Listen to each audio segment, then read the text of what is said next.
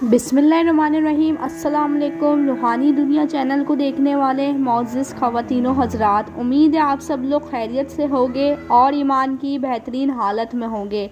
आज की वीडियो में आपको क़ारून के ख़ज़ाने और इसकी दर्दनाक मौत के बारे में बयान करूँगी कि इसका ज़िक्र अल्लाह ताला ने कुरान शरीफ में किस तरह से किया है।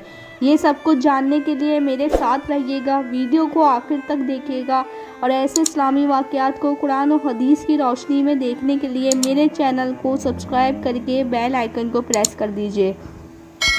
क़ारून और इसके ख़ज़ाने के मुतालिक आपने तारीख़ी हिकायात और मुहावरे तो सुने होंगे।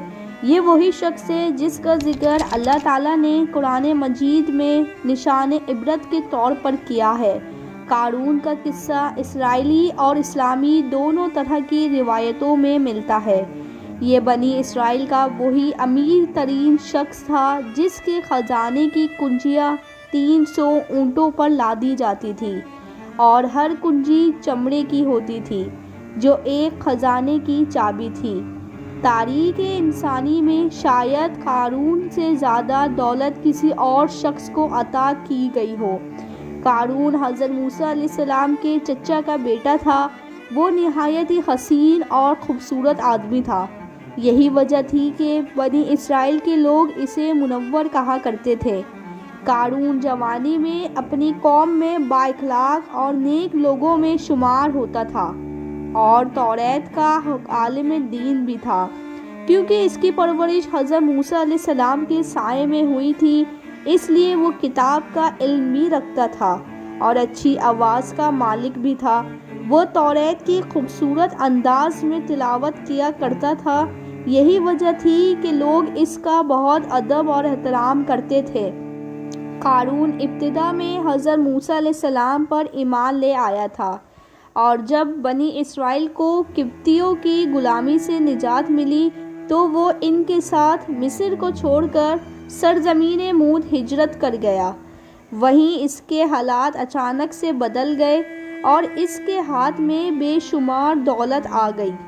देखते ही देखते वो अपनी कौम का अमीर तरीन शख्स बन गया, जिसका ज़िक्र अल्लाह ताला ने कुरान मजीद में कुछ यूँ किया है।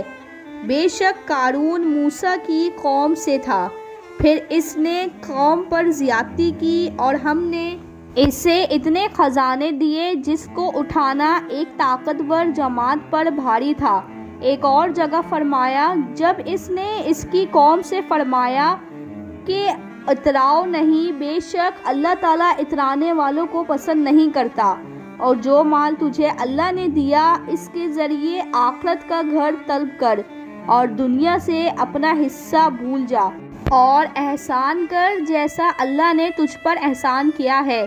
जब ज़कात का हुक्म नाजिल हुआ और हज़रत मूसा अलैहिस्सलाम ने इससे अहद लिया तो इसने ये वादा किया था कि वो अपनी माल का आधा हिस्सा ज़कात निकालेगा, लेकिन जब इसने अपने माल का हिसाब लगाया तो एक बहुत बड़ी रकम ज़कात की निकली।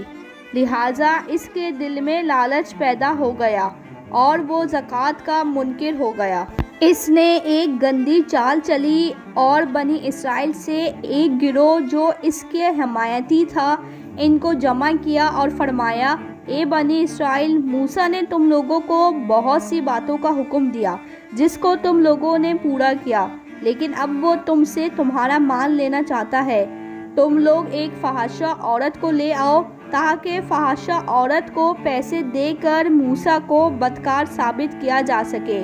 क़ारून ने अपनी कौम के लोगों को भी जमा किया और हज़रत मूसा अलैहिस्सलाम से पूछा कि ज़िना की क्या सज़ा है। मूसा अलैहिस्सलाम ने फरमाया, जो ज़िना करे हालांकि इसकी बीवी ही क्यों ना हो, इसे संसार किया जाए यहाँ तक कि वो मर जाए। क़ारून ने हज़रत मूसा अलैहिस्सलाम से कहा, चाहे ये काम आपने ही क्यों ना किया हो तो फिर भी यही सज़ा बनेगी। मूसा अलैहिस्सलाम ने कहा, हाँ, हत्ता कि इस काम को मैंने ही अंजाम क्यों ना दिया हो।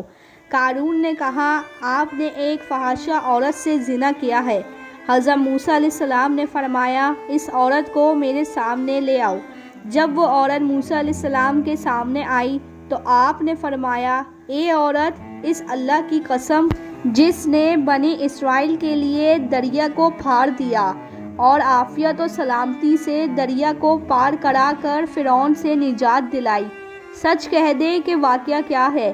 حضرت موسیٰ علیہ السلام کے جلال کے آگے وہ عورت ڈر گئی اور اس نے سب کے سامنے کہہ دیا کہ اے اللہ کے نبی، مجھ کو قارون نے کثیر دولت دیکھ کر آپ پر بہتان لگانے کو کہا تھا۔ اس وقت حضرت موسیٰ علیہ السلام روتے ہوئے سجدے میں گر گئے اور دعا کی، یا اللہ، قارون پر اپنا قحط اور غضب عطا فرما دے۔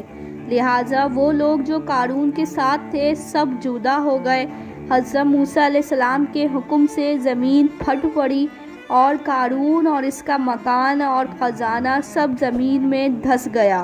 جب یہ زمین میں دفن ہو گئے تو زمین دوبارہ سے پہلے کی شکل میں آ گئی۔ سبحان اللہ۔ میری آج کی ویڈیو دیکھنا اور سننا آپ کو اچھا لگا ہو تو ویڈیو کو لائک کر کے شیئر کر دیجیے گا، اور ایسے اسلامی واقعات کو قرآن و حدیث کی روشنی میں جاننے کے لیے میرے چینل کو سبسکرائب کر کے بیل آئیکن کو پریس کر دیجیے گا۔ مجھے دیجیے اجازت، اپنا بہت زیادہ خیال رکھیے گا، دعاؤں میں یاد رکھیے گا۔ اللہ حافظ۔